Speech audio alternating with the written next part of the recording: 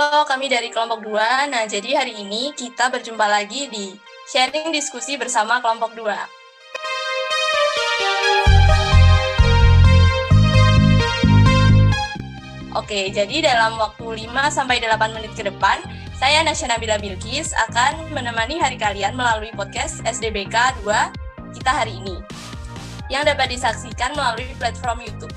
Hari ini kita akan berdiskusi bersama mengenai materi peserta didik. Langsung saja, mari kita sapa teman-teman kita. Halo semua. Halo. Halo. Apa kabar? Baik. Alhamdulillah baik. Baik. Alhamdulillah baik. Nah, hari ini materi kita tentang peserta didik. Menurut kalian peserta didik itu apa sih? Mungkin salah satu bisa jelasin nih ke kita peserta didik itu apa sih?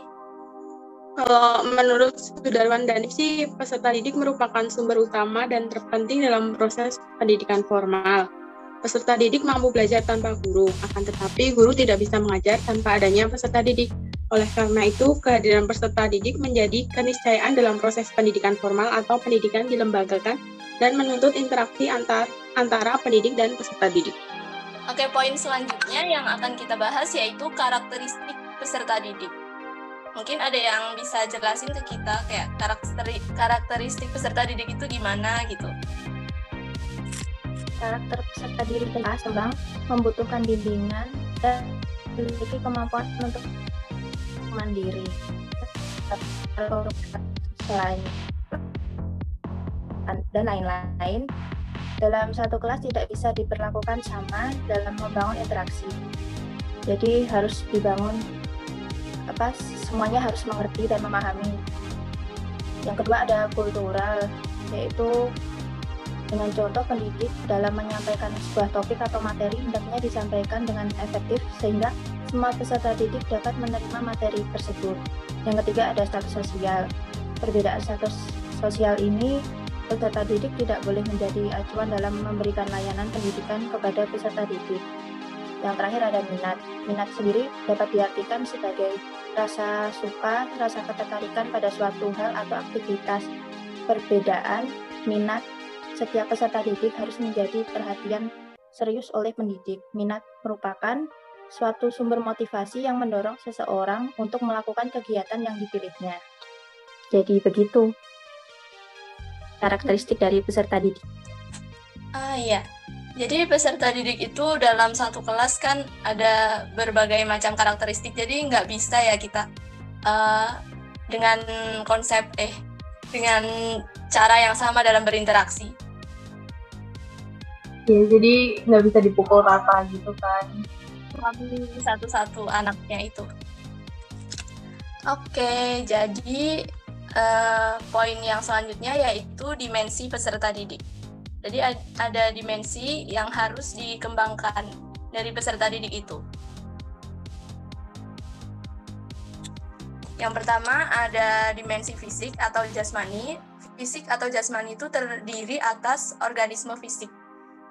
Yang kedua itu ada dimensi akal. Fungsi akal manusia itu terbagi jadi 6. Yang pertama, akal adalah penahan nafsu. Dengan akal, manusia dapat mengerti apa yang tidak dikehendaki oleh amanat yang dibebankan kepadanya sebagai sebuah kewajiban. Yang kedua, akal adalah pengertian dan pemikiran yang berubah-ubah dalam menghadapi sesuatu yang nampak jelas maupun yang tidak jelas. Yang ketiga, akal adalah petunjuk yang dapat membedakan hidayah dan kesesatan. Yang keempat, akal adalah kesadaran batin dan pengaturan tingkah laku. Yang kelima, akal adalah pandangan batin yang berdaya tembus melebihi penglihatan mata.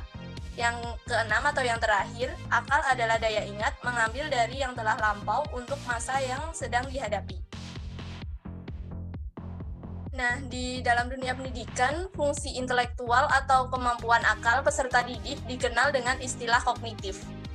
Nah, istilah kognitif ini berasal dari kata cognition yang padanya knowing, yang berarti mengetahui. Dalam arti yang luas, kognisi adalah perolehan, penataan, dan penggunaan pengetahuan. Kognitif sebagai salah satu peranan psikologis yang berpusat di otak, meliputi setiap perilaku mental yang berhubungan dengan pemahaman, pertimbangan, pengolahan informasi, pemecahan masalah, kesenjangan, dan keyakinan.